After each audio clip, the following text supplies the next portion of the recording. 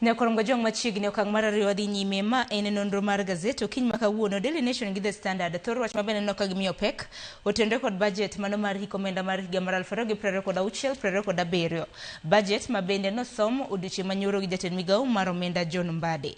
Ang'ini weche manyien wasekelo ni weche mag budget. Gazet bende okiny ma kawuono anno ka The Standard ondike kanyo gi dholiech harsh realities wacho ni adira makende manyaka koro wadag godo. Ano ka Daily Nation to keto ni balancing act ere kaka onyalo keto gik mabende nosom duto te e ratilo. Kan kenda antiere gi jafwambo wadwa Moses Ochieng, jafwambo mano mar media kaindi. Ochieng ero kin machiegni gin mara ni chiemo makare. Chiemo makare Sharon, imba geno ni chiemo maber.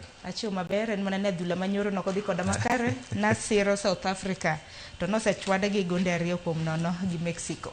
Koko chakore kik luoro bede chunyi pod wan gi geno mbele ka weche mag opira gin ga kamano. Aseneno ka odhi ga kamano saka to team muloni mbele kacha biro kendo loko gik moko wacho ni table turns 90 minutes ngeny. To kiny makawuono Moses, gazeti okiny makawuono chimona thor weche mana motenre koda kaka budget nosom Nyakorongo Jwang.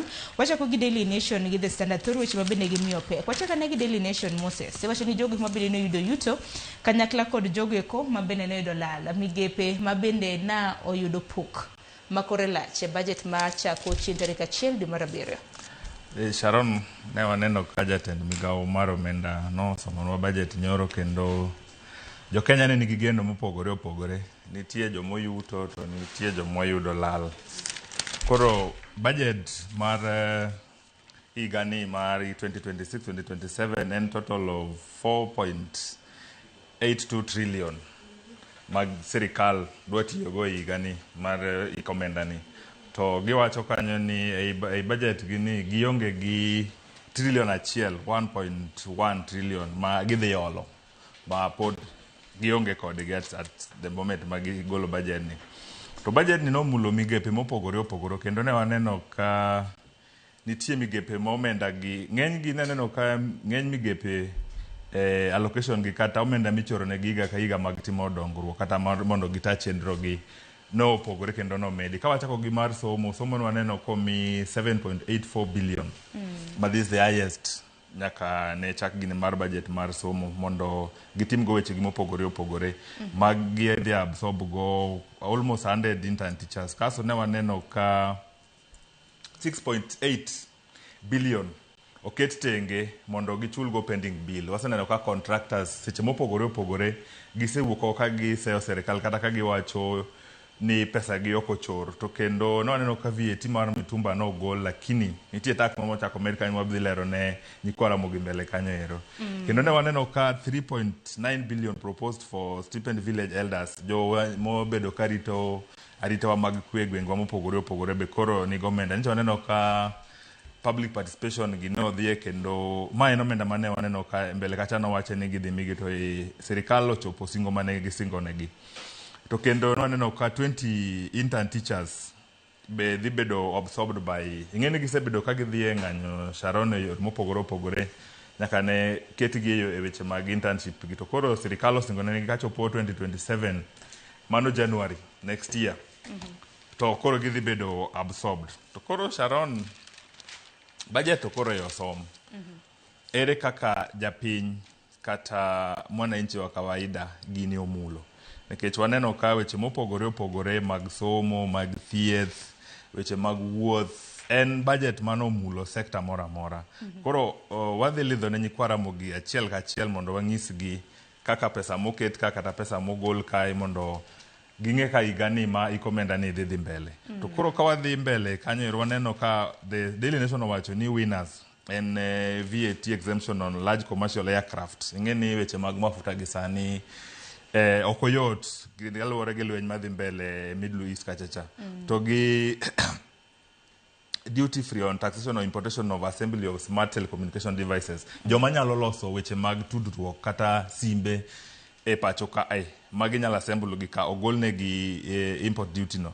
To gi jok maloso nyamburko mag sitima bena neno ka obedo exempted ni kinya kelo nyamburko. Neno sirikal kata jatend piny moluor William Ruto wacho ni oketo ne nitie namba mano oketo mag joma nya import geche matiyo gi stima kata bas kata manyalo assemble omigi tax free kata joma nyalo dhi keto ginego parts gi mondo ma okelo pacho ka mondo los go nyamburko go nikech Sharon waneno ka keto geno kata dependency e weche mag wuoth mitiyo gi mafuta ni en gima kelo pek sama weche mag mafuta gi omedi. Koro en budget ma wang'eyo ni wadhi temo kolo ne jowinjo kasa dhi.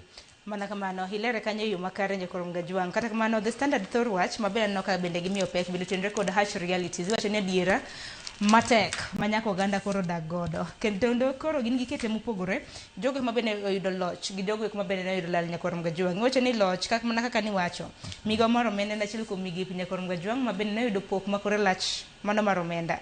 Wacho ne gido kanyo siling bilion 784.5 makora no kan medrock ma bende giyudo kwana tama 16.3 e budget mano mar siling trillion 4.8 makoro wang'eni migawo mochung' ne weche mag somo kosechiwne gi omenda makamano bende koro ing'ado e sectors mopogore TSC biro bedo ka yudo kanyo siling bilion 424.5 to wang'eni TSC e dul mochung' ne ndiko jopuonje tich.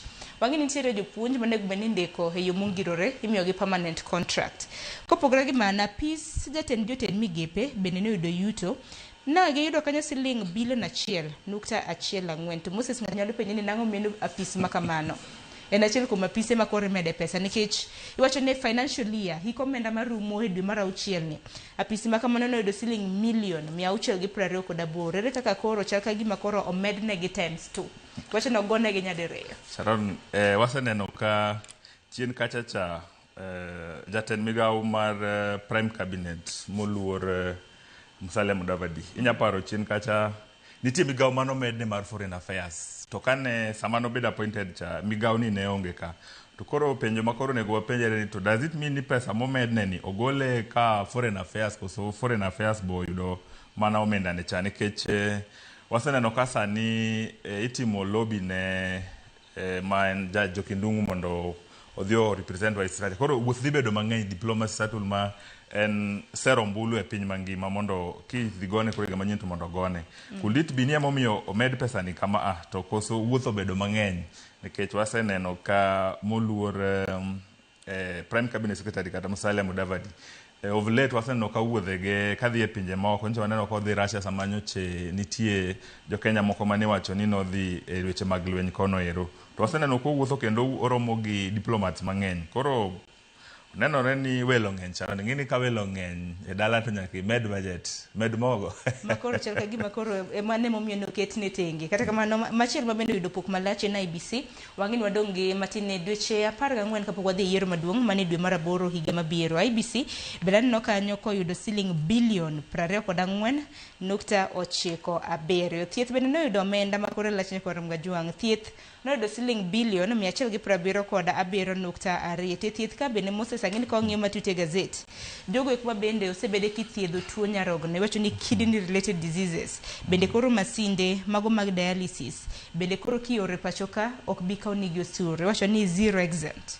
Wageno ni kawachako gi wach mar IBC ni IBC higa mokalo nomigi 13 billion to waneno kasa ni omigi from 13 billion to 24.97 billion. Wang'eyo ni wan gi yiero maduong' higa manyien kendo waseneno ka IBC nie e yorege mag ndiko jogo ombulu kendo gitimo public participation e yore mopogore. Koro wageno ni pesa momednegi en o factor in weche mag yiero ma higa manyien ng'iewo technology mopogore to gi neno ni weche mag go ombulu kata ikruok ne yiero ma higa manyien okete yo makare nikech waseneno Sharon chien kacha ka IBC wuok oko kata sani ne giwuok oko kane pok budget ni osom noche gi raise concern kata noche gi golo ywak gi ni oyo omenda momiwa ni thin mednwa uru gimoro nikech sakasa wang'eni yiero ka yiero waneno ka jogo ombulu kata jondikre jogo ombulu medore e sakasa. Koro wageno ni pesa momednegi dhi keto negi yeche mag yiero ne e kama kare mondo gi make sure ni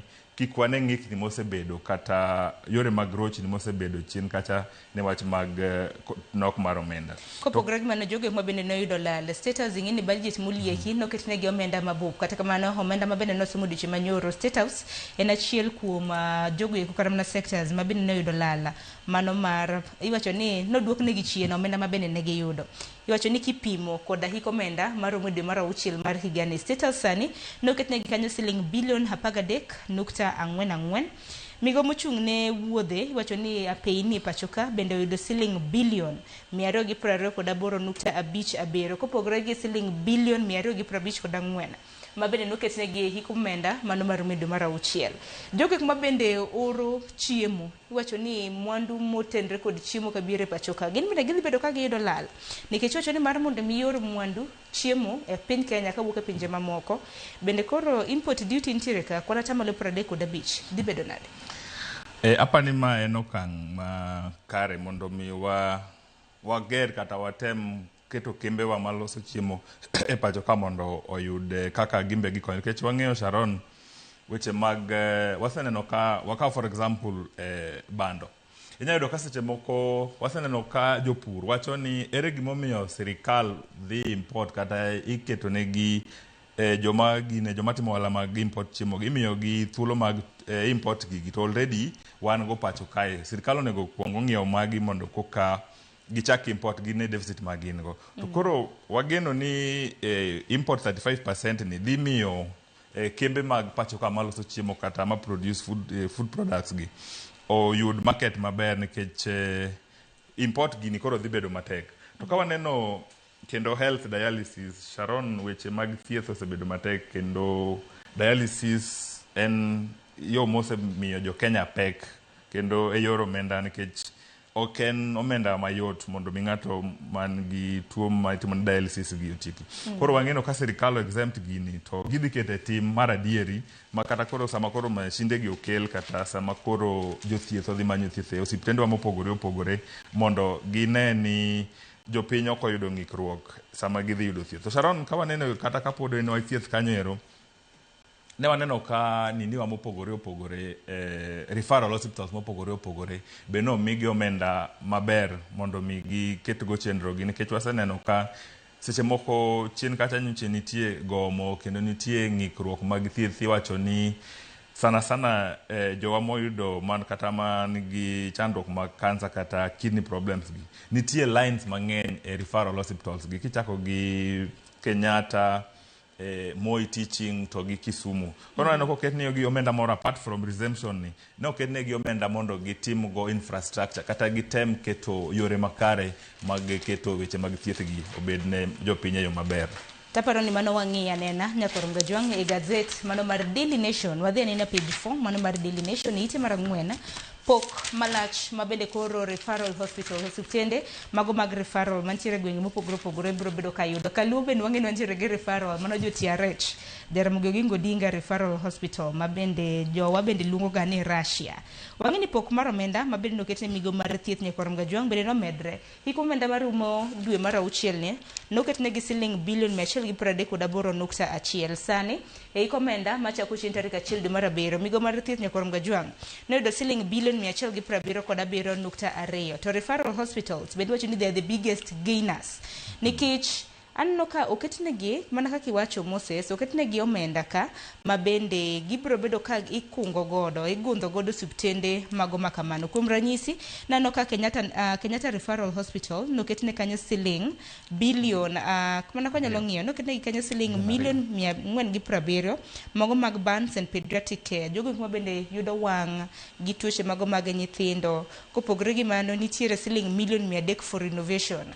Wang'eni Kenyatta bende nitie kaka osebed ka igundhe e kind mamoko. Tuoche mag tama wacho ni chronic and critical illnesses bende noket kanyo siling bilion 3 ne referral hospitals. Sharon, en adieri makende ni kaka oganda wa medo medore kata kaka population medo dhi mbele e kaka demand kata weche mag yudo thieth gi be medore. Wacho ni demand increases, the population increases. Koro waneno ka sirikal otemo keto omenda e referral mopogore opogore, kaka Kenyatta oyudo almost 470 million mag gine gi pediatric gi. To waseneno ka higa mokalo chien kacha sirikal osetemo keto chenro mopogore opogore mondo decongest kata mondo ong'e ni jopiny kamoro amora ma gintie yudo referral area gi kata referral hospitals go ket machiegni gi jopiny. Mokwongo Sharon chien kacha ne wa depend mana kuom Kenyatta kende. To ne neno ka ne nitie congestion kendo dhano ne ng'eny kendo ne kelo delay kata tuo ne yudo hinyruok ahinya ka gine line mondo mi giyud thieth.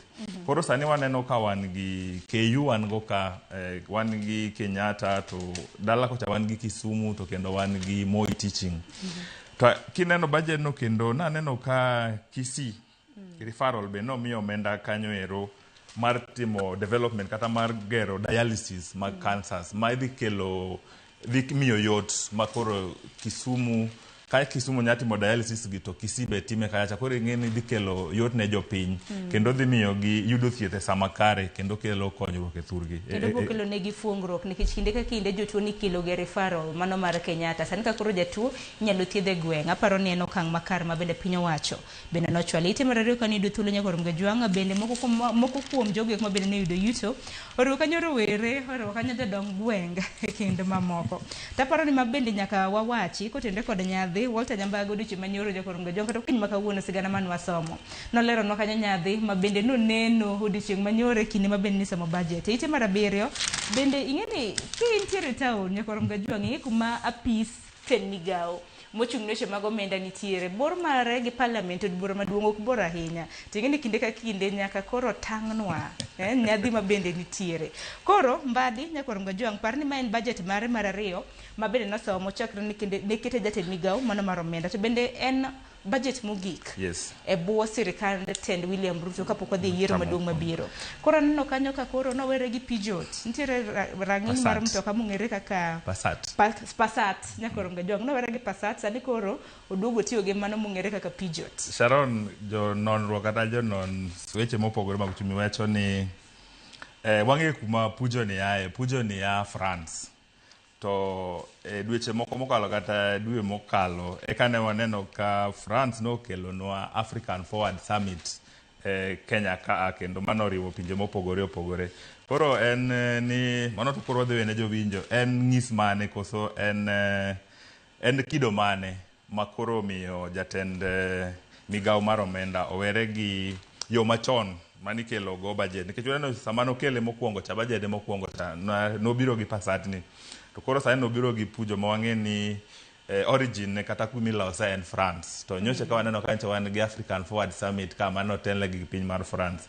Koro does it mean ni waloko weche mag diplomacy kata kaka wada relate gi France kologo pogore gi pinje moko mopogore opogore. Koro en gima waketo wang' wadhi ng'iyo mbele kaka weche gi dhi bedo. Kata kini number plate bende noketne budget. Yes. Mano for financial year mano mar higa mar 2026 2027. Aparo ni Moses kotende kod weche mago motende kod budget wang'i anena weche mamoko nyakoro Mgajwang' nikech adhi bedo koda welo wabiro bedo kwanono godo budget kaka nitiere e weche mamoko nyakoro Mgajwang'. Aparo ni Moses naneno wach moro mano motende kod ng'ur mano mabende osebede kichwalo ne kar tego jotuo mano mar Ebola e gwenge mag Nanyuki kaunti ma Laikipia. E ite mar 12 nyakoro Mgajwang' nitiere rawera moro ma bende noriemb school fee kowuok e school koduogo ot. Rawera mantiere koda higni 16 mano chieng' wuok tich mano mar jumane nyinge Sylvester Muigai Ndung'u mantiere e form 3 wacho ni class 14 aya nosomo skul no mong'ere kaka Thingidhu Secondary. Kata kamano kanoore mar mondo mi ok dhi okel balance fee mare mano mar siling 5,700 nyakoro Mgajwang'. Kanobiro to min gi onyise ni nikech nitiere ng'anye boma mano mana Nyuki kik owuok oko. Kata kamano en nodhi kuom hawi marach nyakoro Mgajwang' magina nochwade e wiye mothogi kanyo. Sharon en wach malita ahinya ka rawera marom kama Sylvester Muigai nyathi ma pod nigi geno kendo nigi hopes kendo nigi iwacho ni future ne is bright ka wito ngimane yo machal kama. Waseneno ka ng'anyo ni osebedo ka dhi mbele kuom ndalo moko buora chien kacha mar Ebola ni to wageno ni sirikal dhi timo nonro makare mondo obila kata jomano ochielo ngima gi na rawera makoro owito ngimane ni oyudo justice, nikech wito ngima ok en gima yot, to sana en rawera mapod rom kama mapod nigi geno kendo mane pod nigi a lot ahead mondo mi otim e ngimane. Koro wang'eyo ni sirikal kata IPOA di keto to justice mondo familia ni oyud ratiro margi, Sharon. Tekni ma familia no nyaka jang yudo ratichgi. Bende ite mano mar 10 wang'e ni nyithindo osebedo ka ng'anyo mago e skunde mopogore opogore. Nyaka sani naneno kanyo paro mabende nochwal ne od bura Nyakorom Gajwang' gi japuonjre moro mawuok e skul mano mar Alliance. Odwaro mar mondo mi od bura obi kod dwaro mar mondo mi schools oyienegi mano mar keto dreadlocks e wige. Wach ma kamano ntiere ite mano mar 10. Aparo ni Sharon, diere mano mar skul chato gisani nitie pogruok mang'eny. Gisani nitie pogruok mang'eny. Dwarore ni wawuo gi nyithindwa gi mondo weche mar somo ni odhi e yo makare, nikech wayie ni ng'ato nigi ratiro ne, lakini nitiere seche moko ma ing'eni wacho ni gima jaduong' nyaneno kobet piny ng'ama tin ok nyaneno kata idho yien. Koro nyithindo gi nitie gima omiyo niketo discipline mondo ji chalre, kendo nitie gima omiyo keto discipline mondo mi nyathi obed neat ka odhi skul nyaka iliel wi, nitie standard mano keti. Koro kwayo mar dreadlocks ni akia no dhi medo somo e yo mane kata odhi kelo kose ema nyalo thiro ng'anyo. Kae nyalo thiedho ng'anyo, to koro en debate maduong'. En debate maduong' nikech kodhi kamano Nyakorom Gajwang' jopuonjre buo kara mana wacho ni ok gidwa uniform. Yes. Gidwaro dhi skul gi home clothes. To kisedhi gi home clothes, lepi mag dala Nyakorom Gajwang' to dreadlocks be nitiere godo e wiyi, pogi nyalo bedo matek. Sharon, already nitie debate parliament mondo mi wach uniform no tu mondo mi yiene sikunde te obed gi uniform machalre, nikech kar uniform kwa be waseneno ka nitie ywaruok e kind jonyuol to gi jopuonjre to gi nyithindo. Nitie inyaparo mane en jatend migawo mosenindo chien kachacha Mutula Kilonzo, ne nitie debate mar the size of the dress mar skirt mano golo gi mano display gi mondo mi ji decide the standard. To ka koro wachako wadonjo kore e wich ma koro wadang'iyo hairstyle ma ji dadhi go skul ni apani oken yo maber mar somo. Koro od bura onego bed piny mondo giket standard across. Ka en uniform kata ka en kaka nyathi ma e grade ni onego bed ni bedo presentable to yienegi, lakini wach mar dreadlocks ni to dhi kelo debate kendo dhi kelo weche mag ng'ur kata indiscipline mbele kae. To wang'eyo ni od bura dhi kete tim kendo dhi ensure ni standard mag somo e skunde wa o apply kata odhi e yo makare across. Dwach ni mogik watieko nonro mar gazet de bed mane? Ne waneno ka World Cup ochakore, koro en dwe modich kendo wakwane hawi maber ne timbe wa mopogore opogore ma nochopo e World Cup, Sharon. Erokamano ahinya. Nyakorom Gajwang' kanyo bed makelo e giko mano mar nonro mar gazet. Weche motendre kod budget bende nitiere gi jolony weche mag uchumi wadwaro mar mondo mi watwag godo World Cup. Kata kamano Nyakorom Gajwang' tuke mag adhula mago mag piny ngima nochaka yanga odiochieng' manyoro min chien tarik 11. Tuke makamago biro bedo kadhi nyime nyaka e dwe mar 7 chien tarik 19 kamigeno ni finals makamago ibiro bed ka itugo. To par ni tuke makamagi itugo e pinje adek mano moriwo kanyo piny USA, mano piny Amerika, piny Mexico kanyakla kod piny mano mar Canada. Tuke mago mag adhula makamano nano kanyo odiochieng' manyoro kano tuge e piny Mexico e kind team mano mar Mexico kanyakla kod South Africa. Kata kamano Mexico nochako matek na giloyo South Africa gonde 2-1. Adar mar mon mama ke kanyo Nyakorom Gajwang' gonde 2-0 agoyo mos. Dakika na biro tok saa 1 mano mar okinyi akayo matin aduogo gi twak marwa okinyi makawuono.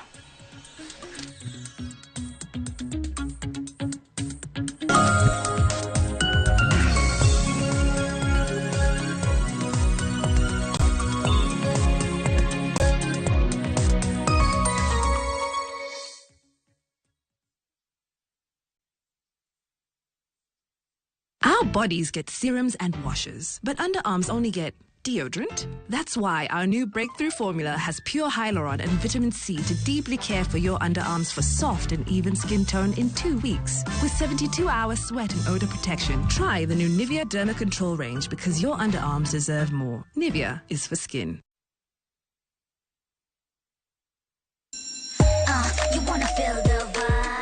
Ngeso ka ngeso wakelo ni gik mamit makelo mor.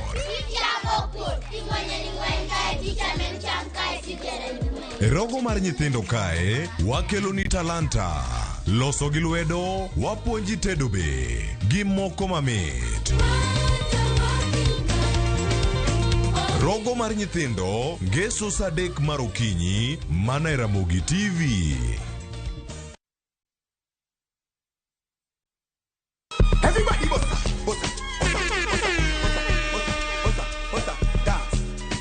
wakelo ni nyasi e ot kama intiere. Wan gi jothum manigi huma kod thum mamit moloyo. Wajanja meditate puonjo ji gi moro ganda ma okeo jo kanyada. Kae ema mor nitiere. Giko juma ka juma mana e Ramogi TV. Lind Ramogi kod DJ Kolo tayo ni chenro maliet mar thum Dagmor. Ngeso ka ngeso sang'wen otieno.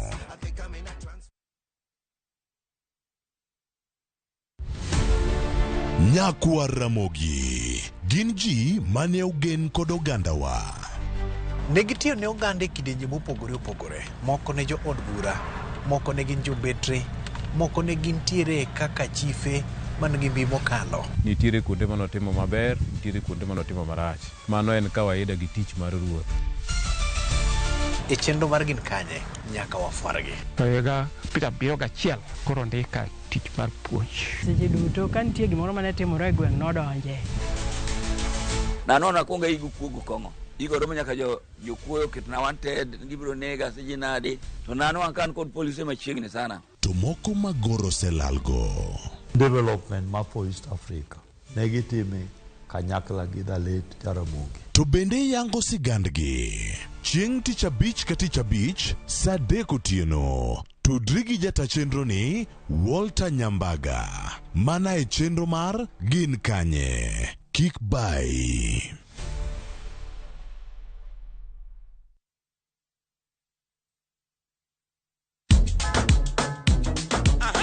Wuktich ka wuktich, yawuot luo ting'o duondgi malo, ka piny luo chiko ite.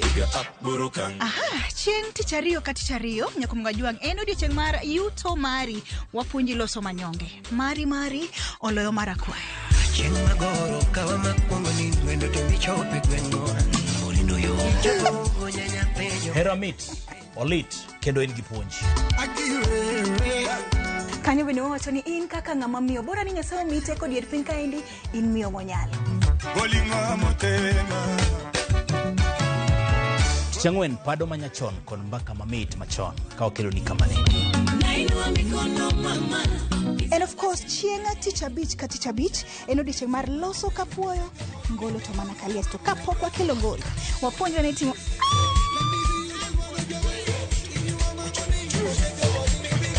Ma en Baknan.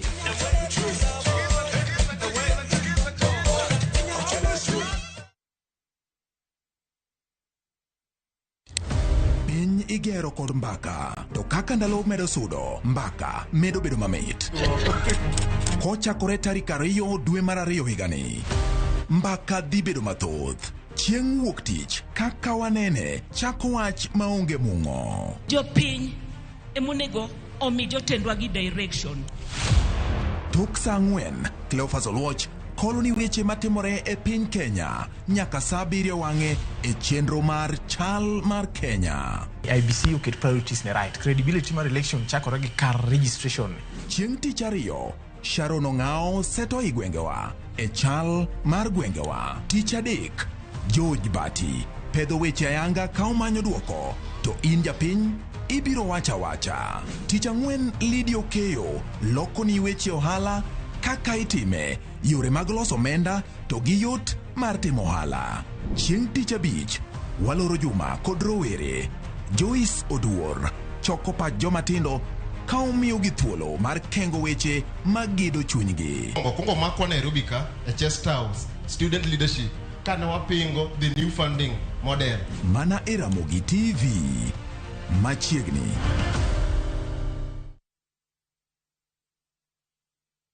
Kirni Dolson, nonsense. Jotend county bedo keto kech mbele. Boni chulo gima Boni dwaro. ogimoro moro gi tijwa kata gima nyuolwa dwaro. Ng'ena eri gachiega. Wea kad. Maua ma plastik atero kanye. Chieng' wacha dieri ok en chieng' dhao. Ng'anyo chakre kiny. Ang'o marach ga kodi mama? Pamela, abiro arrange for everything. Abiro chulo gimoro moro midwaro. Peso bondo en pi wang' jolupo e nam kae. Pesa en pesa Otieno. Jochiende modonjo nyathina, jochiende kwelo, achiko were mbi Yesu. Kabisa. En ga lemo mar okombe kose mar glasi. Mirima. Ngeso ka ngeso, saa 1:45 mar otieno. Kik bai.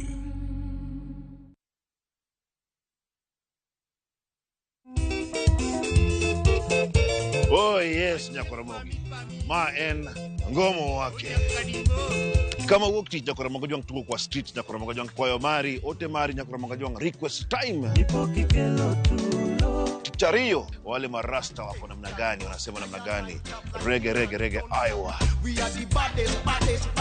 Tichadek Nyakoromogi jwang ama nyojo thumbe miero sana katogomba katu pole tu. Tichangwen en chieng' jodongo. Easy.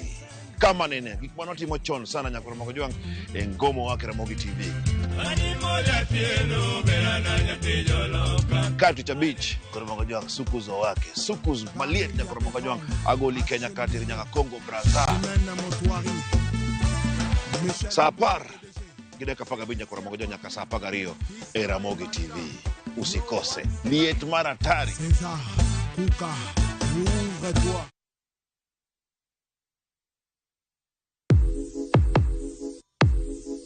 Donje piny manigi nyadhi kama gimoro amora nyiso sigana mar kit nyadhi momedore. Kochakore kido kod tim oganda, wuodhe manyangafu materie kuonde moyiedhi e kind mamoko. Tudri koda Ansimtos Okinda kateri e wuoth moyiedhi no nikech ngima idago dichiel.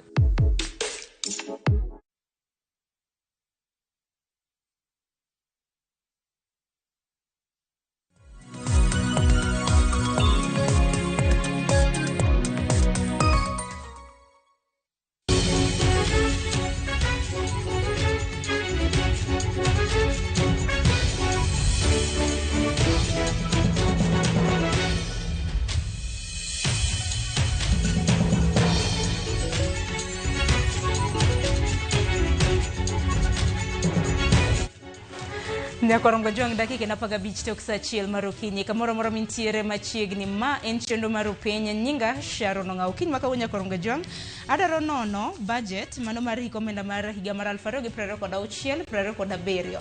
Budget mano mar siling trilion 4.82 mabende no sama yanga gi jatend migawo mochung' weche mag omenda e pacho ka John Mbadi odiochieng' manyoro. To parni mabende ne en budget mare mano mar 2 mabende no somo e nyim od bura maduong' ma pacho kae. Okiny maka Nyakoromogi jwang e nonro mar gazeti noseng'isi jogo mabende no yudo yuto kanyakla kod lal sectors mopogore. To gwenge mago makalu Nyakoromogi jwang nikech koro king'iyo budget ting'iyo ni onage to noyudo ang'o. Ang'ene gwenge mago makaluo bende budget no deu kaluo kaluore gi gedo mano mar kar pidho rech Kabonyo Kanyagwal mabende no chune kanyo siling $578,000. Kopogre gi Nyakoromogi jwang bende budget bende no miwa pok mano mar omenda mano mar gero kargo mano mar ferry e nam Lolwe e gwenge mag Mbita e kind mamoko. To bende wang'eni sectors mopogore mano motenre kod thieth, somo, arita e kind mamoko bende gin sectors mabende no yudo pok malach mano mar omenda. Antere gi jolony e weche mag uchumi mabende obro bedo kwa twak godo yiena mar mondo miarwak FCPA Bernard Siero jalony weche mag uchumi. Bernard arwake ni machiegni ikaw thuolo mar moso Nyakoromogi jwang tinyiso ni budget ni nene yo machal nade bende no chopo dwachi kaka japiny. Erokamano moso joneno wang'iyo kawuono e TV ni wang'iyo wach budget. Sharon, budget kaka neno anene just ka wanyalo wache gi wiye en ni wayudo budget wang'iyo budget ma sani wacho ni maduong' mogik nyaka ne timo budget ma Kenya ochakre. To shida makoro bedo go en mabendo mong'iyo en ni budget mwatimo ni bende wanyalo finance kech waneno ni okay, yes waketo budget to pod wan gi gimiluongo nango deficit ma pod duong' sana. In fact wacho ni wayudo one of the biggest deficits kendo gibosebedo ka medre mano trilion 1.1. Koro wabong'e ne seche ma waginene wakolo iye wabaneno ne impact mane ma gimo kaka deficit ibo bedo go e uchumi. To kaka japiny jalo nyoche mag uchumi omenda bende dwachi no chopi e budget ne kila ng'ato nang'ia ne dwaro mar neno mane. Okay, anya wacho ni expectation maro maybe okobedo fully met nikech okne kaka sani osebedo ka ywak ni onge gi pesa e ofuko e uchumi. Ng'eny ji onge sani onge pesa, circulation ma pesa onge, to pesa ni onge nang'o. Achiel gibiluongo ni purchasing power yocho the pay nikech king'iyo osuru ming'ado e PAYE ming'ado joma tiyo odhi malo kabisa. To ng'eny ji nyo paro ni next spec ni onego bed ni idwoke piny. Kwang'iyo pesa ming'ado joma tiyo pay as you earn en malo kabisa. Kwang'iyo the highest rate, gini rate mare odhi nyaka up to 35%. 35% moingo kata na corporation tax. Ngiso ni joma tiyo ushuru ming'ado gi rate malo mogik oingo kata ming'ado go business mayuto. Makoro nyiso ni mbele ka pod dhi bedo ywak gi muodo lak. Kech koro pesa nyiso ni joma tiyo poko yudo nafu e pesa ma ginyalo wacho ni gi return for their purchasing power. Koro to me man was one of the major disappointment ni wach PAYE nokong'e. Erokamano ahinya makama kage kanya ng'ino biro bedo kwa nono matut nyakorom ga jwang' wendo na mar ariyo CPA Eric Odera jalo nyoch mag ochumi. Odera machiegni. Erokamano ahinya Sharon. Machiegni ne jowinjo wate okinyi makawuono mwadwa ni mondo wakolane budget kaka nosomnwa gi Cabinet Secretary John Mbadi. Budget ma kaka wasewacho ni en trilion 4.8. Kuom trilion 4.8, trilion 3.6 wuok e gino ni ordinary revenues kata mwanyalo choko mawuok kuom osuru to gi appropriations in aids and grants. To trilion 1.1 en gima waonge go ma iluongo ni deficit. Ema FCPA Bernard wacho ni mano achiel kuom gima wadhi ng'iyo ni to trilion 1.1 ni be wanyalo yude. To kwa yude to wayude nang'o nikech weche mag gowi gi osemiyo watabu kabisa e economy wa Kenya ka. Koro sani ne wan gi trilion gope maromo trilion 12 to sani kendo koro wadwaro trilion 1.1. Trilion 1.1 ni Mbadi dwaro ni mondo maduong' kuome ma obed ni wanyalo ole kowuok e local kata domestic economy. Mano ne di effect machal nade. To modom to wayudo external debts mago be nigi effect machal nade. Kipachana wuon circumstances mane Mbadi osome budget ni ne gin unique nikech Kenya operate within the global economy masani bedo affected much gi global shocks. Wach man timore tulo mang'eny matimore Middle East nigi a lot of effects, nigi disruption e supply chain mag fuel gi oil products mamano kelo pek maduong' kabisa. Koro mano temo miyo Mbadi tich matek. To kata kamano an kipacha wuon aparo ni onge gima onyalo timo moingo ma gik moko ariyo ma ok ber ahinya e budget ni. Achiel en wach gope ni, to gi mar ariyo ji mang'eny mondiki ne gombo ni mondo odwokne gi chien wach mar PAYE mana kaka FCPA osewacho. Gima FCPA ne temo wacho Sharon en ni kopo ni ng'ato nitiere Kenya kaka dhano ma in kaka gian minyalo chamo pesa moingo milion 9.6 mane higa e dwe ka dwe kata e higa. Ichulo osuru maduong' moingo Safaricom. Mane ya ironi. Mane gimwatemo wacho.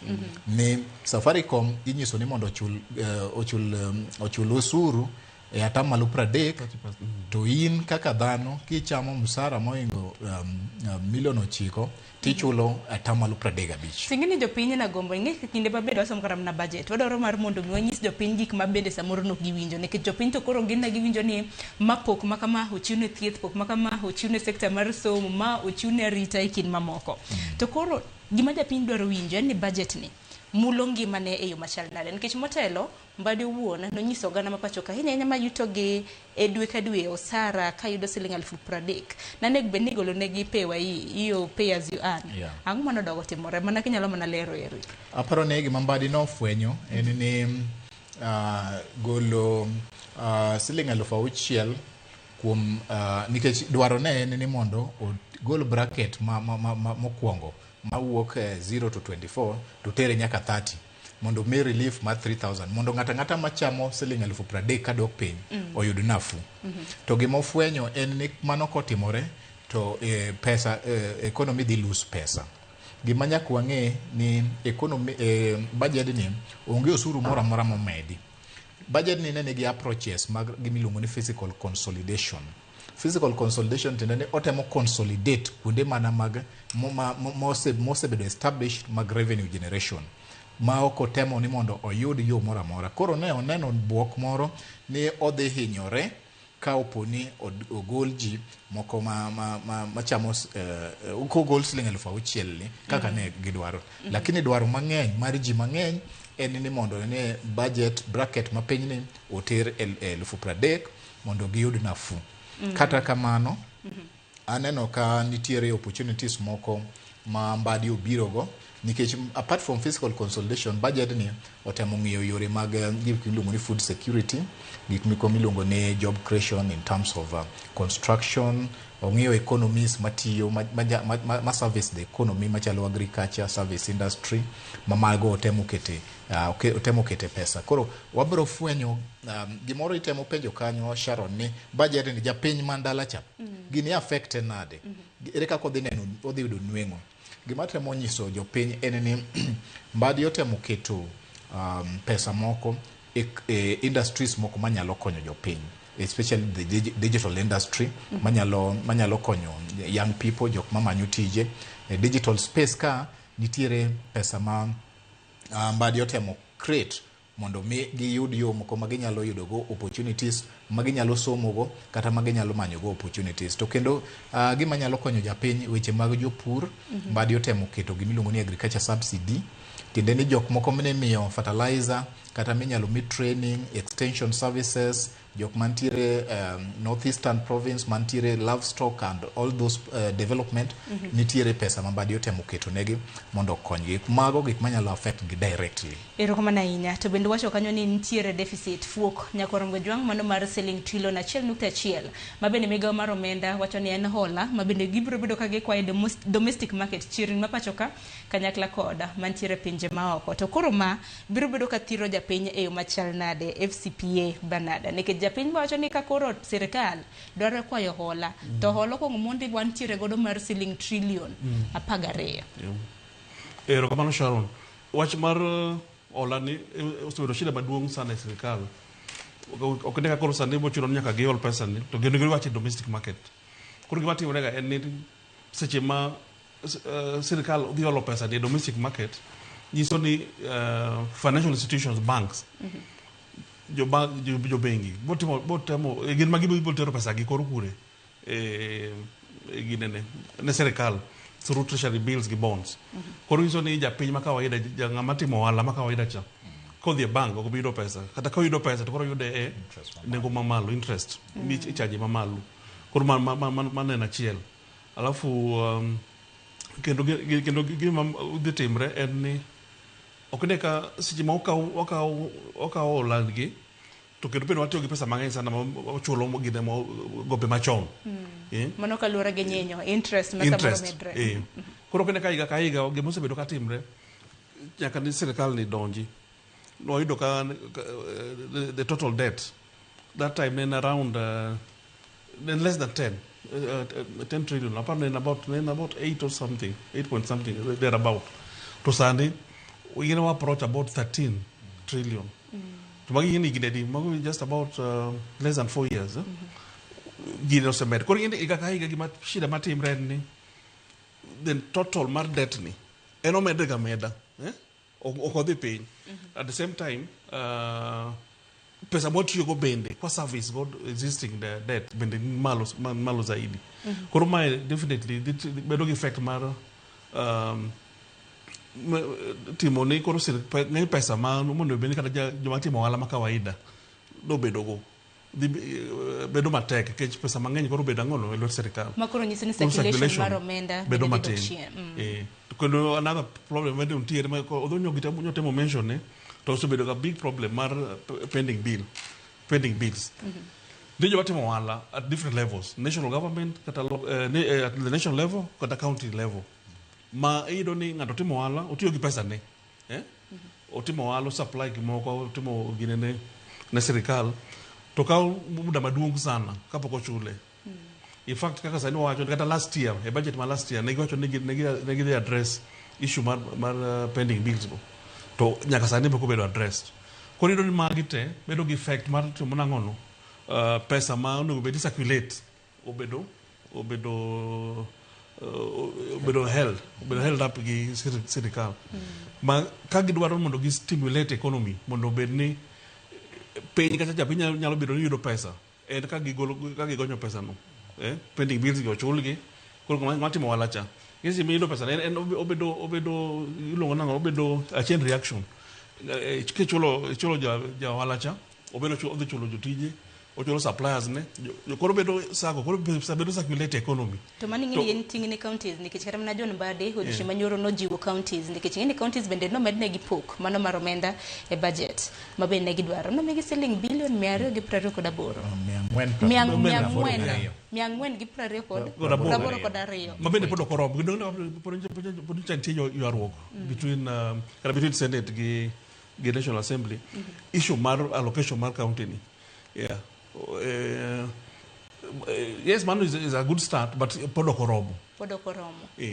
Koro you don't have to get the bulk of the money into the national government. Koro kata kagite mwacho ntiere ochul gi nene mag jo county. How about the national government? The national government mapod retain over 85%. So some of the pending bills ma wacho gi be ntiere gi national government be with a very big portion. Kejinya paro gi mokadho ka ne gi form nyaka committee manong'iyo wach mar pending bills. Bagi verify. A number of them have been verified. Boko chulgi. Koro pesa no is stuck. Onge circulate economy. Koro sima pesa no circulate. Nyaka jopenya yuage. Kichok bina no pesa no. Pesa ko bedo held up.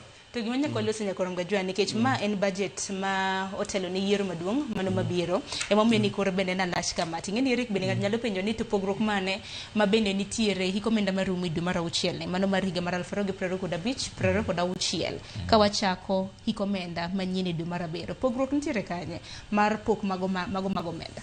Okay, kapok aduoko penjo mar pogruok to FCPO temo lero weche mokariyo ka madwaro ni mondo ajiw.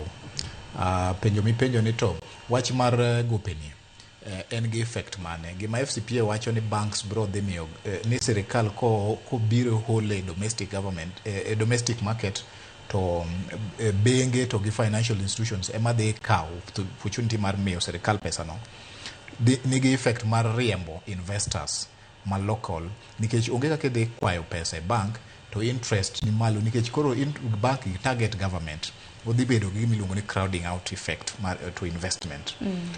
Wach mar ariyo wach mar pending bills nitiere gi miluongo ni liquidity. Gima ineno jo piny wacho ni pesa onge ni tende ni pesa onge iluongo ni liquidity man piny kabisa ema mbadi ne temo ni mondo ket pesa mondo chul gope adieri mantiere en ni ji mang'eny o supply skunde ji mang'eny o supply county government kata national government kata government institutions hospitals kuonde makamago to kuonde go te pesa onge ji terita to sama jogi rito ni samoro giholo gichulo jotich giholo hardwares giholo gik moko businesses te omoko pesa gi omoko de bed gi maber kabisa kamba de do chulo pesa especially the pending bills kaka nino kete pesa Koro kabire penjo mipenjo ni to pogruok ere mantiere e budget mwakadhe ni to gi makoro wachomon. Kaka aselero en ni achiel climate ma mbadi nosome budget ni opogore nikech kane wasomo budget mar higa mokadho to global shocks to this extent ne onge. Tiende ni supply chain in terms of fuel to gi gik machalo kamago mane bire Kenya koko e Middle East was not as much as disrupted kaka koro en san. To fuel is a significant driver in the economy because it affect almost all industries, manufacturing, transport, angogango.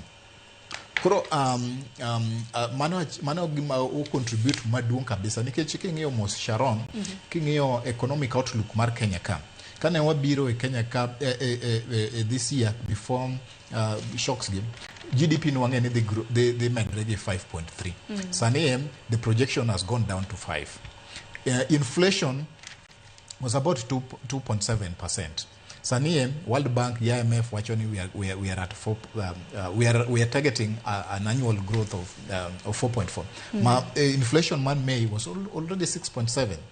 Okay, Kingi okata the export cover already, or even though Nipod one covered within the 4 months, but we are so much shocked. Nikech okwan sure ni what the economy mar Kenya kasani oger ekunde adek angwen motegno. Achiel en agriculture, service industry, construction, the tourism. Agriculture ni okwan go sure nikech okwanyal control weche mag koth. Some agriculture okwanyal control, ngene agriculture affect food directly. Chiemo weche mag chiemo. Omomiyo mbadi ne temo mondo caution kiwinjo speech ne maber notemo caution tiende now otemo mondo oket a pad mondo kagika obiro to kik hitwa very strongly. Mane momiyo oketo subsidies mondo jopur oyud fertilizer, oyud seeds, oyud yore moko mag nyalo dhigo mbele even though ni economy ne tek. Koro environment marwa mane watimo go budget ni opogore kabisa gi mokadho. Mar ariyo gima nyaka wabende appreciate any economy dongore. Higa ka higa ji medo nyuol, higa ka higa schools produce, universities churn out quite a bigger number marji ji mang'eny nyuolo, facilities bedo stretched. Omomiyo king'iyo mos budget nyaka medre. Nango nikech wadwaro more health services, wadwaro more education services, wadwaro more transport services mondo gik moko kamago timo. Tingeni budget ni nikech kana mna kwang'io budget makoro dhi rumo ne. Ingeni no chopo ceiling trillion 4.6 nango. Dong ne kanisa omone trillion 4.2. Manyiso ni budget ni be nyalo kawo med supplementary gi mamoko iwiye, nyalo kana mna chopo ceiling trillion 5. Well, mane momiyo badi no biro gi reforms. One of the reforms, but okelo about 4-5 reforms. Obiro gi gimiluongo ni zero based budgeting. Obiro gi gimiluongo ni e-procurement. Obiro gi gimiluongo ni single treasury accounting mobedo rolled out nyaka ne county government. Obiro gi gimiluongo ni accrual accounting. Ineno. Gigiete are intended mondo cab gik miluongo ni wastages, gik miluongo ni shocks mokwanyal. Mondo meka wadhi gi miluongo ni supplementary budget to one very sure ni gimwa dikete supplementary budget ni was not in the initial budget and was not budgeted for, kata was not misused. Iwinjo. Koro gik makamagi Sharon otimore nikech budget mowango ni opogore gi gik mantre piny nyaka dongre, election wadhiye, wan ga a lot of things to balance. Erokamano ahinya. Bernard Mabin nyalo medo wi mano David Mane. Erokamano Sharon. Kaja medo wi nyalo sewacho CP Eric.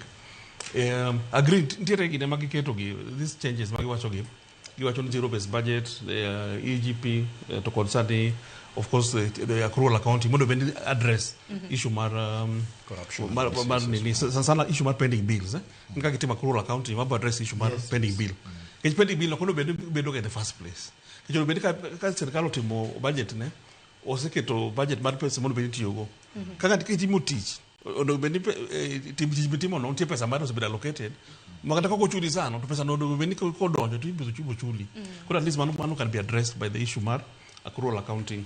Kod EGP ni bende is a good system now. Wonya wacho ni maybe enani jipoko embrace fully but once fully implemented onya bedo gi control kiti onya bedo gi platform ma ineno with this visibility mar procurement team department state departments shida mantie na ni zero based budgeting magi wacho ni tegin sani problem ni en lip service gini giwacho ni gitimo zero based budgeting to gitime because in essence and pana from gipacha pero no ka budget ni kakitime get it with the normal way kaka negative choncha incremental en gitime incremental gicho ngi ka timo zero based budgeting igeno benditi me critic ingiyo activity kaka activity moko okugenya yani last year do timo wacho gi pesa makama koro iga makama omed makama kore mondo gigi bagi make sure ni ginyalo fall within their income budget to kene kama nas not been achieved I to kendo gima worry most gima shida mantiere maduong en ni yes what the borrow what serikali dhi olo pesa to pesa miolo ni all for development expenditure because king development budget development budget 10% total it is much less give the total amount maybe to borrow because they borrow about over 1.1 trillion but development expenditure maybe apply is just about 28%. Yeah. Mano madongruok. Koro en kaka kingie at household level kaka or individual at koro in kata kama tiyo in some income tidika loan to loan ni ikawe to no chama kai ena onge gibitimo kod malich moro nyalo wacho ni yes akaw loan to watimo go gima kama pin mane shida maduong ma wan go gi serikal ondo bene yes ku kaw loan kiji loan mikaw ni ibichule sani kod the future generation ondo bene gimitimo gi loan ni inyalo ne nyaka gi future generation dhi chulo loan ni to gidhi chulo gima gine gidhi chulo gima osecham to kitano ka development piny wacho ni gibiro bedo ka gitiyo kod billion 750. Yeah, but compare the total what the borrow. Yeah. Mano trillion achiel nukta achiel. Yes, for gizo pesa mo borrow part of it.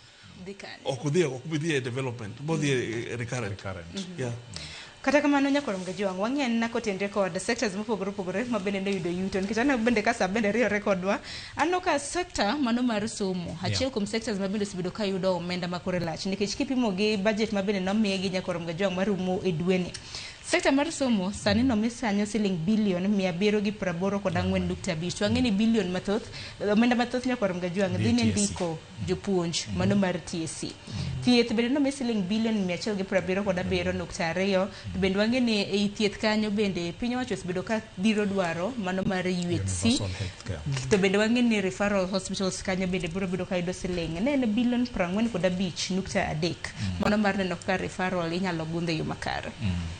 Well, allocations wachak gi mar somo 784 majorly 428 the NTSC e weche mag conversion. They are talking about conversion. Tiende ni jopuonj mane ni internship ka bedo converted to permanent and pensionable. Mano is a good move nikech jokma at least ka in permanently employed you can access credits, inyalo develop yourself. Liquidity inyalo yudo pesa inyalo temo neno kaka the crew mano is a good move especially to teachers kata kuponi oten kamano but it's a good move. Your health aneno ko keta 178 moko the referrals moko the universal health coverage again kama osebedo gi jopiny osebedo gi ywa kabisa nikech weche mag yath weche mag yudo thieth maber weche mag crowding yudo ka ji mang'eny line to access basic health which should not be the case koro gima neno kabisa en ni weche mag arita kwe defense intelligence yudo pesa mang'eny moingo primary health to gi weche mag yudo pesa mang'eny kipimo gi health to gi education. Ananeno ni no winjo bed the other way around nikech okang'eyo ni wan gi and there is an intelligence we are likely to go to war. I don't know. Dengini kwachomo yiero maduong' nyaka koro obila oikre kerruok midakegi e kor gwenge mopogore. Well, king'iyo mos one of the things ma contribute to weche mag koso arita kata koso kwegi en wach mar koso tich. Koro kada wabed gi weji mang'eny mobedo kata opportunities mang'eny obedo created to weche mag arita kwe go mostly product. But gima wacho en ni pesa mang'eny odwa kete yuti mag arita kwe moingo kaka de kete a basic kata primary units of production. Ten mana ni arita gi bende ok non ga ni pesa go tiyo go de initial nade kalora yeah, man is another thing nikech kaka jo intelligence or kwane audited reports. We never see those reports. We cannot verify in it ojogi. Pesa ni gitiyo go nade. Okay? What were their expenses? Yeah. So value for money. Value for money. Okwanyal, we cannot give assurance. Yeah. Because money is our biggest problem gi weche mag. To gima wacho ni mbadi yote mo kelo fiscal consolidation okomedo osuru, but obiro ge reforms moko e yore mag choko osuru. Obiro ge gik miluongo ni automation, aneno kodwa no tigi AI to check out, to increase the tax base, gi weche makamago. Gima temo the Kenya Revenue Authority kata yore wa mag choko osuru gi pod bende nigi a lot ma they need to address, especially gik manyalo konyo taxpayers to get back kata issues mag their own refunds. Mago aneno ka mbadi yote moketo pesa but okaneno ka bring it out yo moro maji ma trade kata mas KRB hold pesa ge bende yudo pesa gi yo moko maber. Machielo kuma bende no nyiedhore lela nyakoro mgejwange kinde mabende ne ka opacho ganda kaluwore koda paro mar chik mar omenda nyaka sani koro wang'eni no sekadhe nikech kapok osom budget nyaka kadha finance bill mar mondo mi olokre chik. Nen wach mano mar mitumba, Johanna mitumba. Wang'eni sekta maduong' e pacho ka bende no hala mano mar mitumba lewni migolo ka wuok e pinje maoko. Aparo no winjige nikech an no wach mitumba ni no gol negi vieti. Banada. Yes, what give them finance bill to the proposals. Of course, they're subject to discussion in Parliament. They approve or reject. Of course, just express concerns. Stakeholders. But maybe what expect they give a bit of the final decision. Take into account the contribution of stakeholders. To kaka jaro no wacho CPR. Yes, giwacho no gimedo ushuru. Kechbe is a limit. Yes, and it's for the upper limit. Don't get my med. Already pay away each up to 35%. Even yellow med they want to award. Yellow the 50%. Actually, there was a very little room for them to monogamate. You watch on the concentrate on some administrative measures, Babido Nini care, which is a good initiative. Then I name Shida Maji watch and already as Cheka Kantirisani, the taxpayer, the TPA, Tax Procedures Act, already to powers mangain sana to carry. Yeah. With the existing power is to me sufficient for them to be able to collect. And then uchumi, someone can collect beyond a certain limit because the limit minyaga to collect. Tijana collect pesa ka uchumi no be tiyo maber. Kantiere growth in the economy. But ka economy itself of grow. Kati made rate itimba ngono podo kanyal chok pesa no. Of course, jana no kagi temo make amendment magiwacho ni kaka returns gido no temgi earlier, which magiwacho no okay, but okay kasa ni KRA itself there are a lot of changes mapodo gitemo. Kata sani like with the new changes managi kel to gi up to now up to genji poko manage to file returns. Gido file to ganyal file. Not because not she the end system. Again, it says carry out to a lot of changes. Mine is good, but it should be done gradually. Mondo system accommodate give understand system no. But on getting them again push come on so much. Or get already through the e-teams. Getting about transactions ani carry already has a visibility to that transaction. Gingeo. Return, they should be able to know. They have the idea of where the money is and where they're able to collect. Corrigan in Gipacha and a wound onge tiende mondo gi push issue mar filing ni. They only give a kind to with the enhanced tools mag IT ginyalo engage taxpayers more. Dono kata mana kasani KRA bende biro gi yo mayot. Wacho ni ne jogo kuma bende samoro sibedo ka kwepo chulo osuru bende sani nyalo kumna kawo e simbi mane WhatsApp. Yes. Ero kata through WhatsApp be wacho no. Koro bende gima gitimo kaka joja neno ga giro messages to taxpayers. Koro ka instead mar arakisha gi mondo gi file returns by January, inyalo oro gi message. Maybe ng'ato nyalo paro ne maybe on gi nil return to kara maybe en gi some other income on beno o file. Kiro the message no through that to me a time obedo the record it's true ndire ngide ma business ma kama natemo nego file return to kiloro neni by January siloro ni dwani if file nil return then all to realize maybe in March you realize there's some pesa kwa mano be file to nepo ki file then it be subjected to penalties and interest no kinde bana kelo shida but kagiwe yawa kaka intieno but already get data no I don't see the need for the hurry. They have the data and they're able to verify. Return metimo cha ginyalo verify can write kata ko can write to ginyalo issue additional assessments. But the current laws all those powers.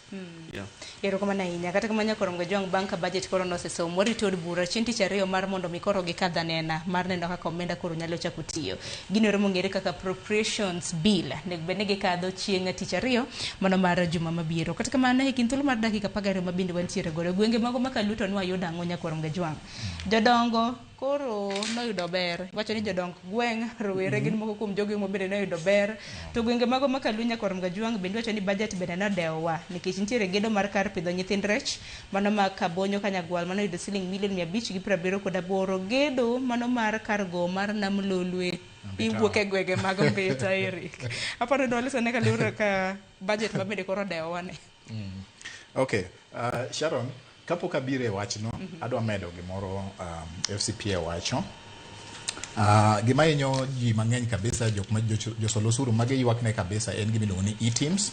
E-teams nigi specifications machuno ni nyaka comply go kendo it's very expensive and costly ne taxpayers mang'eny mondo migi tim ushuru manyaka sani ji mang'eny percentage maduong' kabisa kata kidhi KRA kata gin giwegi gi confess ni percentage mose submit returns is low compared to the previous years mane e-teams ne owinjo negative. Koro kaka na wacho sometimes here last year ni e-teams implementation should be phased it should be done gradually mana kaka FCPA wacho mondo miji mang'eny o accommodate their own taxes.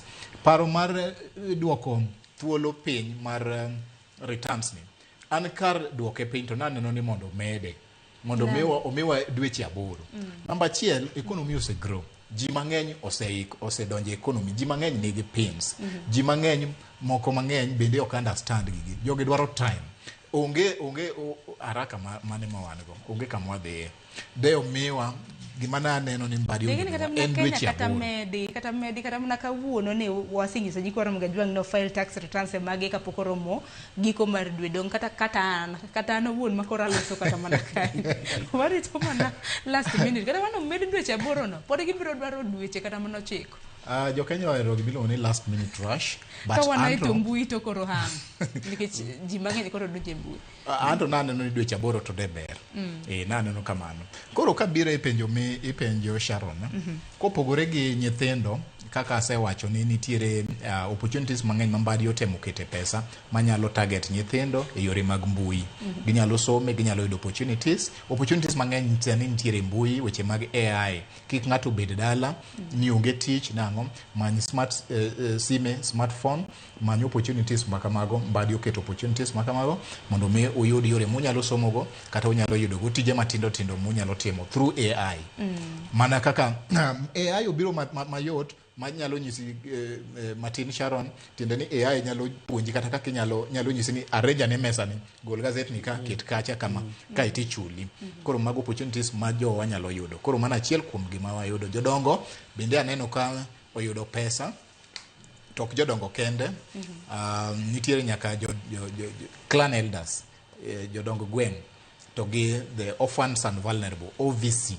OVC ni en program makonyo jok mar elderly, mar orphans, mar mongol jok mok nyal yudo nweng'o maber bade otemo keto pesa kanyo program miluongo ni safety nets.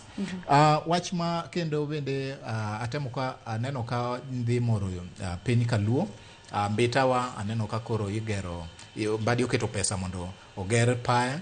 Apani mano en gima ber kabisa. Chon ne wan gi gimiluongo ni Alestas ga digi ne ringo e nam Lole kanyo ka wuok Homa Bay, Kendu Bay, Kisumu to gi gik mago kapani kolosi to dhi boost the local transport. Mbita kaka wang'eyo en a tourist destination. Ji mang'eny gombo ni mondo dhi Mbita mondo ne kaka the beaches are fantabulous. Makoro jolimbe dhi biro. Yeah, koro ma is a great opportunity mondo gidhi gine kaka Mbita ber. To gi Kabonyo Kanyagwal. Kabonyo Kanyagwal bende oketi. Wach mar pidho rech ni apani Sharon en gima nosewacho ni Lake Victoria the fish population ose reduce nikech population duong machamo rech. Ji mang'eny dhi mako rech to onge yo minyalo duok go population no mondo dhi malo. Species mang'eny mag rech oselal. Nitiere rech mang'eny miluongo ni seu, okoko and what have you. Ji mang'eny kata nyithindo masani ok nyal ng'egi. Koro ma is a good opportunity mondo miwa increase the fish population, mondo miwa boost trade, mondo miwa create opportunities mag employment. Sama rech oseket ni ipidhe, ji mang'eny dhi yudo tije, kata gibed jolupo, jorit, mine ma wang'o rech, ji makamano. Mano is a very good opportunity mambadi otimo. Koro mano tapuoyo kenda pako. Makoro kang makamano biro bedo kanyayo nwa thuolo magumaga tije. Kotiko twak marwe bo dakika uchiel bende Bernard gi wach ni mogik. Wach mabende nyakwara Mgajwanga. Diher mar chwalo negi ahinya nyaka luwore koda budget makamani nikech ang'e nitiere losers, nitiere winners. Okomone na nogram na kapis achiel kuom jogo ma bende ne yudo lecho nane na pis mano mar jotend migepe mano Musalia Mudavadi nochune gi kanyo siling bilion 101.4 to ng'at nyalo penjo ni nang'o mene pis jotend migepe chiwo nomenda makamano nikech financial year marumo e dwe mar auchiel ni nomigi siling milion 628. Aparo ni wach ma bende ni dwaro chwalo ne nyikwara Mgajwang gi wach mogik. Okay, kamano Sharon, gima nya wacho ni budget ni kaka wacho nitiere joma winners gi losers. Nya wacho ni nyalo pako gine ma gine ma ginyalo wacho ni projects magitimo ka Nyanza ka Luo gi Nyanza. Ma bende kaka ni wacho ni regions manobedo marginalized chon. At least they should all be considered for the portion of national government allocation. Amano is a good thing. But of course other things makata cross. Nitiki kumako time to kata cross. Kaka issue about education, allocation about education. And I want to hope ni kaka given to person mar education ni. It's mainly going towards employment of teachers for the interns. But there's another big problem has been there, issue mar capitation. Most schools, skundewa nyaka because you to cuts across. Most schools were shida mar capitation ni. So was between the ministry and the schools. Girgiwa chari gitero pesa te to all the time schools been complaining pesa mar capitation okchopte koro end up no ido facilities of get moromo ma we remember what happened nini issue mag congestion with the dormitories mag the public schools and things like that koro ngini we are hoping ni education is a sector ma really need to be given keen attention to make sure ni the programs within the education sector will be fully funded. Yeah, it's very important. Mama was a good initiative. Yeah, the other issue man out. Issue must be capitation. Also be dogiwa roksana. Giwa chogani o tero pesate to yet on the ground. Kidi school de to school de wacho ni o gido pesanote. Yeah, every year give dogi shortfalls, so pesa kuchop moromo. Koro end up the facilities when we get to schools or losing to the required standard. But to me, man is a major area man they need to look at within that big budget. Kendo malas manya nto mwacho kaka my colleague wacho issue mar allocation mar defense actually is disproportionately high. I expect ni pesa no onya tiyo these are the areas education kod health. Yeah. Erokamano ahinya. Eric gi weche mogik minyalo medo. An wachna mogik adwa ne mondo ago erokamano ne FCPA John Mbadi kuom bedo very, very sensitive ne areas ma osebedo marginalized for long periods. Neno koketo mahino ahinya trying to correct historical injustices by allocating funds to areas kata economic sectors mosebedo deprived of resources for long years. Aneno ka jo Northeastern nyalo yudo pesa in issues mag livestock, kech livestock kanyo bende is a great opportunity ma kobedo utilized maber, nyalo create opportunities. Amor gi John Mbadi kuom ng'eyo weche mag rech to gi jok matiyo dho nam through kwaketo concerted efforts and consistently for a period of time jowaj bro yudo kwe maber kabisa. Kata sukari aneno ka in fact sugar factories neno ko otemo koro piny to tek. The global economy is affecting our economy to I think with the little efforts Mbadi osetemo aparo ni wanyalo dhi maber.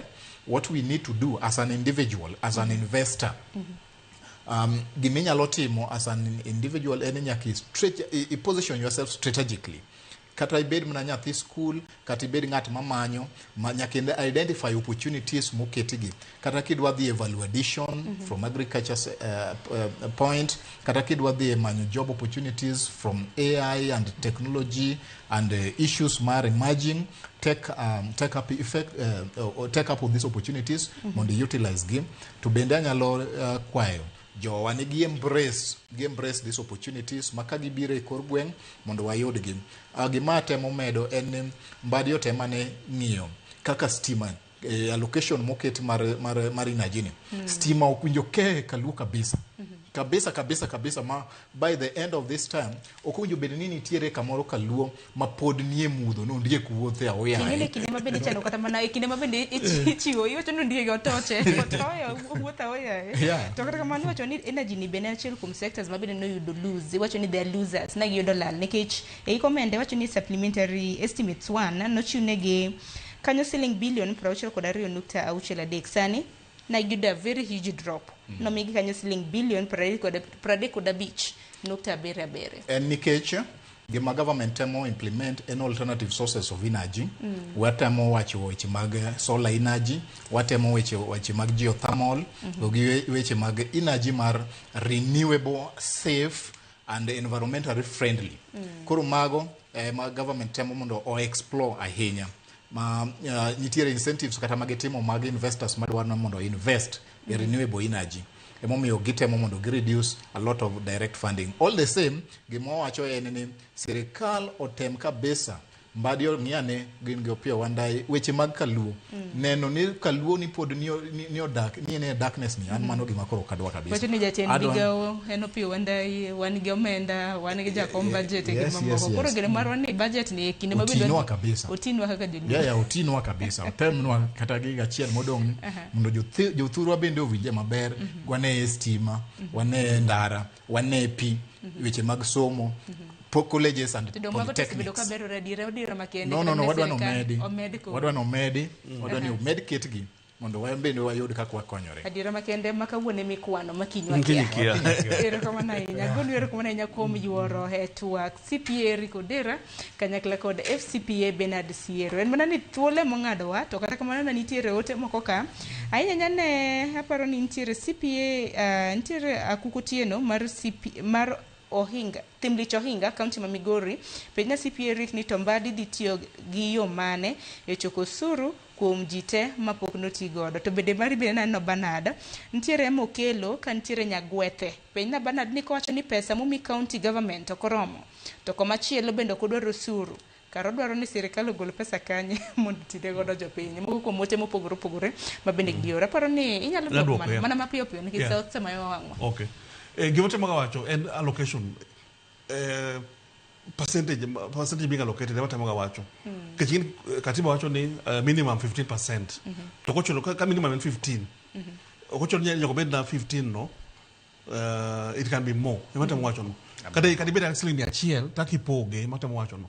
Do bedi poge more proportion. Pesa magin go chako ni pesa ni no rang pesa moro mo. Min kono kata 100 no. Ipoge nade. Onego bed kata na 30% or even more. Matemo wacho ni. Erokamano ahinya. To Eric mapiyo piyo inyalo bina duoko mar akuku no. Owacho ni ya apenji ni mbade dhi tiyo gi yo mane e choko osuru nikech par ni nitiere osuru mabende samoro piny owacho temo ga choko to bende nitiere siling trilion 1.1 mabende en fuok e budget. Choko osuru mbade dhi choko osuru e yo mar direct and indirect tax. Direct tax en kaka koro jok mondiki ma idhi ng'ado osuru gi e pay as you earn. Indirect tax gin gi machalo kaka VAT mikawo kuom consumption kata gimiluongo ni excise duty mawuok kuom weche mag pi mimodho, kong'o mimadho, ndawa, gik machalo kamago. Bende nitiere gimiluongo ni appropriation in aid mantiende ni ministries to gi parastatals fees magichajo e-citizen kidonje 50 shillings michulo cha mago te kuonde mambadi dhi mondo yude pesa go. Koro gin direct and indirect, nitiere taxes to nitiere appropriation in aid to nitiere gimiluongo ni grants be.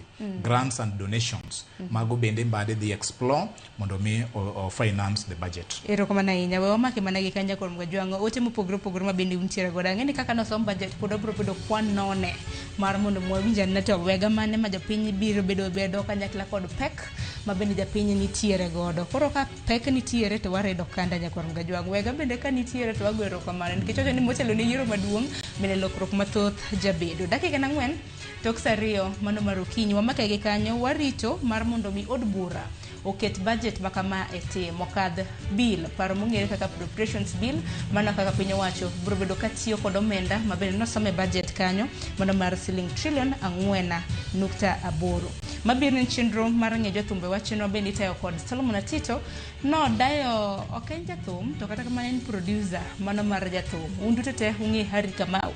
Koro mano ema bende obiro godo. Richard Masani nyinge ni Sharon Ong'ao. Ibedo godira makare warada juma mabiro. Richard Masani. Come on. Thank you.